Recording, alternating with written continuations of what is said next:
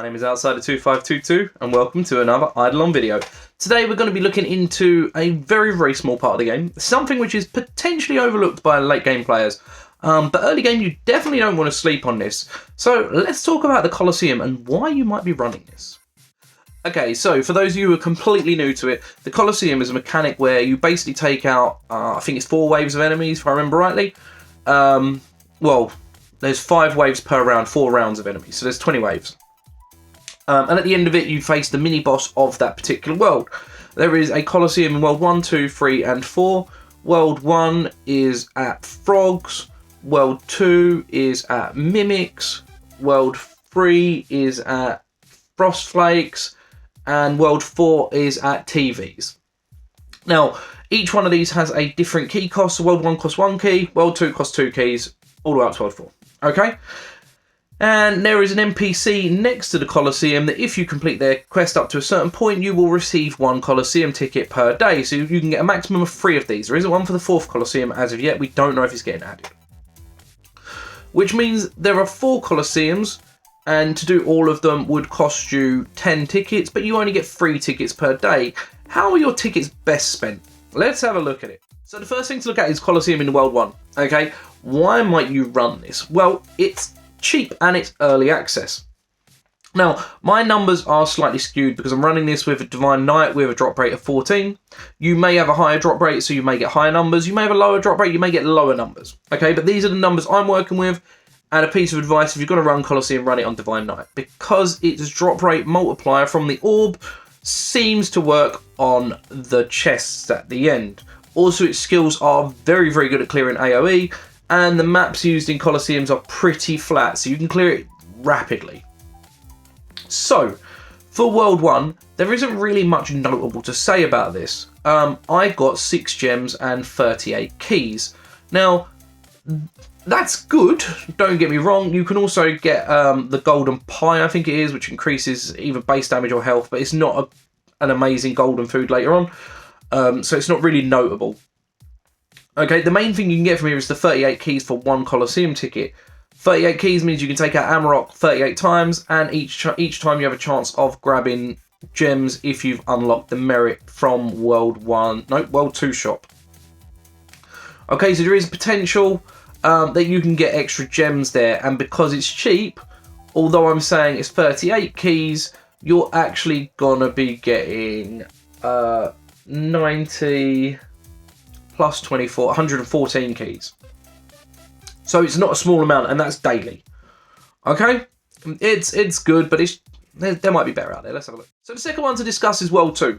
Now in this particular Colosseum, I managed to get 10 gems and 48 keys. Now, because this costs 2 Colosseum keys, you cannot run this more than once per day. Every second day, you'll be able to run it twice. Okay, which means that realistically, you're getting 1.5 times that bonus. So for 48 keys, you're actually getting plus another 24 on top. What's that, 72? So you're going to end up with 72 keys every day, roughly from World 2 if you play it. Now, the big bonus for World 2 is that it drops golden kebabs. These increase your damage massively. Highly recommend farming these. So I was managing to get 60 golden kebabs per run. Okay, roughly 90 golden kebabs per day.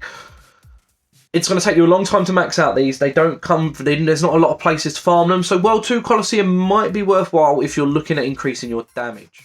Then we've got World 3 Colosseum. Now, this Colosseum seemingly behaves differently, and I think it's the most user-friendly for free-to-play accounts. Now, what I mean by that is, upon completing it, I managed to get 10 gems and 149 keys. So it's 20 keys more than if you were to just run World 1. On top of that, you take out Slush, which has potential to drop worship items and stuff like that. But we'll ignore that for now because it's not notable. The main thing here is the keys, the sheer number of keys. Now, in World 1, there's a merit from the store that gives you a chance to drop keys every time you kill a boss, and in World 2, there's one named chance to drop gems. I mentioned it earlier on. Now, at max rank, the World 1 gives you a 40% chance to drop a key every time you kill a boss, and the World 2 one will give you a 56% chance for a gem to drop. If you were to run all 149 keys on any given day, you would end up with an extra 244 keys. That's because of the 56% key drop, 40% key drop chance. Now, I'm doing this really, really rudimentary. There are more in-depth ways that this can be done, but I'm just doing it. Very, very simple. Okay, I'm trying to keep it as simple as possible. Now, the other one is on top of that, you're going to be able to get gem drops.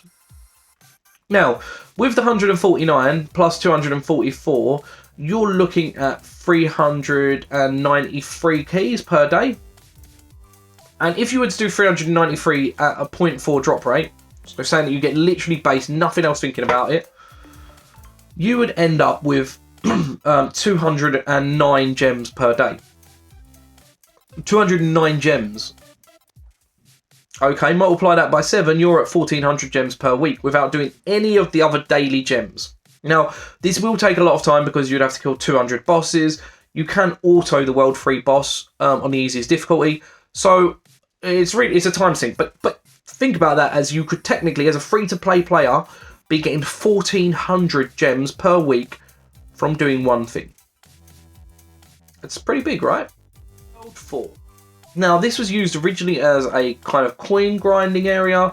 Over time, World 5 has beaten it, so now we don't really go there for coins. However, World 4 does have some nice bonuses to it. So, upon completing it, I managed to get 10 gems and 34 keys, which is basically in line with everything else. Now, the one caveat of World 4 is you can't run it every day, you can only run it every other day. Okay? Now, I also managed to get 171 ladles and 34 eggs. Now, these are much harder to farm generally. Ladles you're only going to be able to get from sitting someone in the cooking, which will generally be a blood berserker. Most people don't tend to sit other people in there unless they're specifically chasing cooking levels or trying to unlock a meal at max rank. So ladles might be a good one, but the big one here is eggs. There is very, very few ways to get more eggs. So if you wanted to increase your breeding level quickly, this is the only place you're going to do it. All right.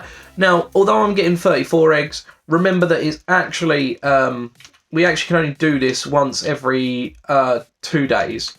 So really, we should divide that through by 6. I get 22 eggs roughly per day. Okay. Now, that's kind of what you're going to be doing. So, in my opinion, if you're looking for more damage, run World 2. Get those kebabs. If you're wanting gems because you're wanting to buy all of the upgrades that stack passively and last forever, farm World 3 Colosseum and then go and farm the boss.